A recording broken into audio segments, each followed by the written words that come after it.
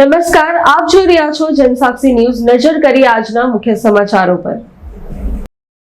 Ankleshwar Hansot road પર આવેલ અતિ પૌરાણિક રામકુંડ સ્થિત ક્ષિપ્રા ગણેશ મંદિરના 12મા પાટોત્સવ તેમજ નર્મદા માતાજીના મંદિરના 7મા પાટોત્સવની ભક્તિભાવપૂર્વક ઉજવણી કરવામાં આવી હતી। આ નિમિત્તે ગણેશ યાગનું આયોજન કરવામાં આવ્યું હતું, જેમાં શાસ્ત્રોક્ત વિધિ અનુસાર દુંદાળા દેવની આરાધના કરવામાં આવી હતી।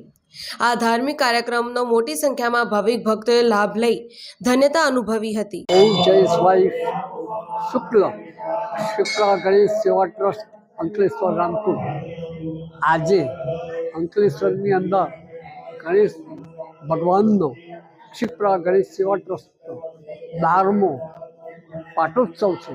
તેમજ એમની પાસે નર્મદા માતાજીનું મંદિર છે, તેમનો 6થો પાટોત્સવ છે।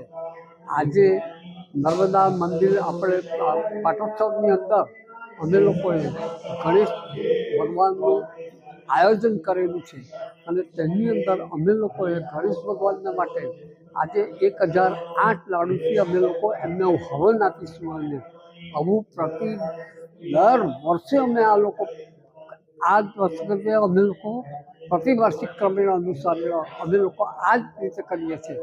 એની અંદર બીજા નંબરની અંદર પાટોત્સવ નિમિત્તની અંદર 15,000થી વધારે કદાચ હોઈ શકે એનું અમે તમામ લોકોને આમંત્રિત કરેલા છે કે જમવા માટે।